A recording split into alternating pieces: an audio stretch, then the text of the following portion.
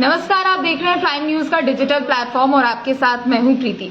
एक तरफ हम बात करेंगे लोकसभा चुनाव को लेकर, तो दूसरी तरफ हम बात करेंगे उत्तर भारत समेत दिल्ली, एनसीआर और उत्तर प्रदेश के कई इलाकों में जो मौसम की मार झेलने पड़ रही है उसे लेकर हम बात करने वाले। सबसे पहले मौसम को लेकर बात करेंगे। दरअसल देखिए, मौसम का मिजाज बीते कुछ दिनों से बदला बदला नजर आ रहा है। चूंकि एक तरफ सर्दी भी है तो दूसरी तरफ अब बारिश का भी दंश अब झेलने को मिलने वाला है। जी हाँ, उत्तर प्रदेश के लिए मौसम विभाग की तरफ से अलर्ट जारी किया गया। उत्तर प्रदेश के तकरीबन 33 जिलों में बारिश हो सकती है। हालांकि कुछ जगहों पर बारिश सुबह से छुटपुट तरीके से हल्की फुल्की बारिश शुरू हो चुकी है, जिसके कारण तापमान में गिरावट दर्ज की जा रही है और साथ ही साथ कहीं ना कहीं इसका असर अगले 2 से 3 दिनों तक देखने को मिल सकता है। एक तो आप कह लीजिए कि ठंड और कोहरे का डबल अटैक पहले से ही हो रहा था उत्तर भारत समेत दिल्ली एनसीआर के लोगों पर। अब बारिश का भी चूंकि दंश झेलना पड़ेगा, तो एक तरीके से मौसम की मार चौतरफा तरीके से यहाँ पर लोगों को झेलना पड़ रहा है। चूंकि ठंड का मौसम है, कोहरे की चादर बिछी हुई है। कोहरे के कारण भी कई जगहों पर एक्सीडेंट जैसी खबरें भी सामने आती हैं। कोहरे के कारण सड़कों पर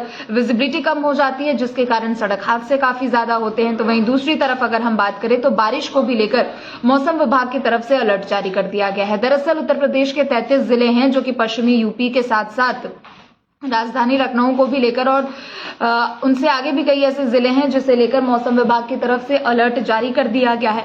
मौसम विभाग की तरफ से एहतियात बरतने के लिए कहा जा रहा है। चूंकि एक तो पहले से ही सर्दी है, ऊपर से कोहरा है और ऊपर से बारिश के कारण कहीं ना कहीं ठंड के कारण काफी ज्यादा मामले भी आते हैं। कई ऐसी बीमारियां भी होती है जो कि ठंड के साथ ही दस्तक देती है। हालांकि लक्षण वही रहते हैं, खांसी, सर्दी, जुकाम को लेकर, बुखार को लेकर, लेकिन मौसम विभाग की तरफ से अपने हेल्थ को भी लेकर ध्यान देने की जरूरत मौसम विभाग ने चेताई है। और साथ ही साथ चूंकि देखिए तापमान में गिरावट दर्ज की जा रही है, तो जाहिर सी बात है कि उसके कारण लोग तमाम ऐसी एहतियात बरतेंगे। लेकिन एहतियात आप बरतिए, लेकिन लापरवाही ना करें, इसे लेकर भी मौसम विभाग की तरफ से अलर्ट जारी किया गया है। दूसरी जो बड़ी खबर है वो दरअसल लोकसभा चुनाव को लेकर है।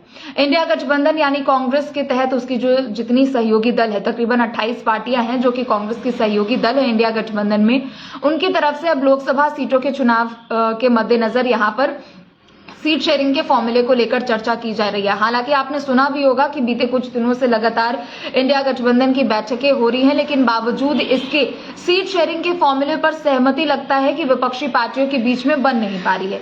इंडिया गठबंधन की तरफ से पहले 19 दिसंबर को राजधानी दिल्ली में बैठक बुलाई गई थी और इस दौरान ये तय किया गया था कि 31 दिसंबर 2023 तक वो सीट शेयरिंग के फॉर्मूले को तय कर लेंगे। यानी 10 राज्यों में कांग्रेस अकेले चुनाव लड़ना चाहती है, जो कि तकरीबन 290 के आसपास की सीटें का यह आंकड़ा बैठ रहा है, उस पर कांग्रेस अकेले लड़ेगी। उसके अलावा 9 राज्यों में कांग्रेस ने अपने सहयोगी दल से कुछ सीटों की मांग की है, जो कि उत्तर प्रदेश, बिहार, झारखंड, तेलंगाना, केरला, कर्नाटक, दिल्ली, पंजाब, मध्य प्रदेश, ये तमाम ऐसे राज्य हैं जहां पर कांग्रेस ने अपने सहयोगी दलों से सीटों की मांग की है। लेकिन कहीं ना कहीं सभी पार्टियों के बीच में रस्साकसी लोकसभा सीटों को लेकर बनी हुई है। ऐसे में खबरें बीते दिन ये भी सामने आई थी कि आम आदमी पार्टी, जिसकी 2 राज्यों में सरकार है, दिल्ली और पंजाब में, आम आदमी पार्टी की तरफ से दोनों राज्यों में सीट नहीं देने को लेकर कहीं ना कहीं ये बात की गई है। दरअसल आम आदमी पार्टी दिल्ली में सीट शेयर करने के लिए तैयार हो रही है, लेकिन पंजाब में आम आदमी पार्टी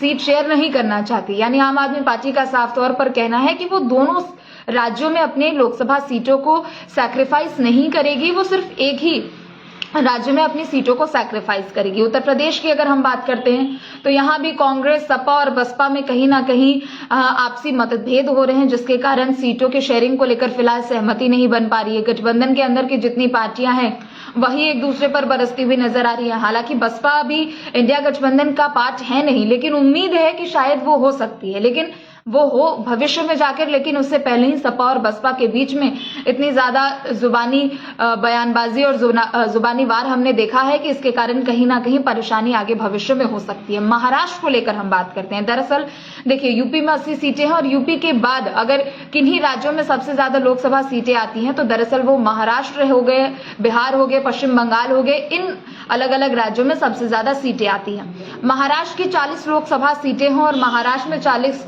लोकसभा सीटों को लेकर कांग्रेस की आज एक बैठक होने वाली है महाविकास अघाड़ी के साथ। महाविकास अघाड़ी यानी उद्धव ठाकरे गुट के जो नेता हैं उनके साथ बैठक होने वाली है कांग्रेस की और यहाँ पर 40 लोकसभा सीटें जो हैं उनको लेकर यहाँ पर सीट शेयरिंग के फॉर्मूले को लेकर चर्चा की जाएगी। तमाम बड़े नेता इस बैठक में शामिल होने वाले हैं, लेकिन कहीं ना कहीं उम्मीद ये भी है एनसीपी चीफ यानी शरद पवार की तरफ से 23 सीटों पर दावेदारी की जा रही है।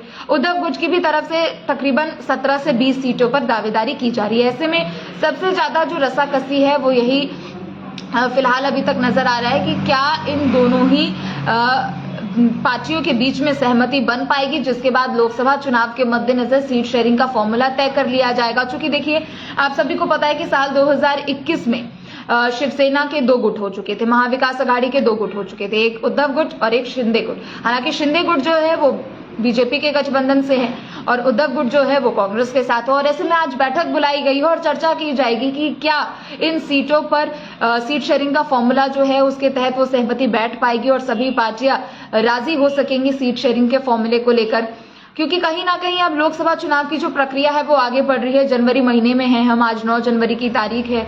उम्मीद ये है कि चुनाव आयोग की तरफ से आचार संहिता फरवरी महीने में लगा दिया जाएगा। लेकिन अगर तब तक सीटों के शेयरिंग को लेकर अगर यहाँ कुछ फॉर्मूले नहीं बनते हैं, सीट बंटवारे को लेकर कुछ सहमति नहीं बनती है, तो फिर शायद इंडिया गठबंधन को परेशानी हो सकती है। चूंकि सभी पार्टियों की तरफ से अपने अपनी गढ़ को भी लेकर यहाँ पर दावेदारी की जा रही है। उद्धव गुट जो कि महाराष्ट्र में अच्छी खासी अपना जनाधार रखती है, एनसीपी भी महाराष्ट्र में अच्छा खासा अपना जनाधार, जनता से अच्छा खासा समर्थन उनको मिलता है, तो कहीं ना कहीं इस चीज पर रसाकसी हो सकती है।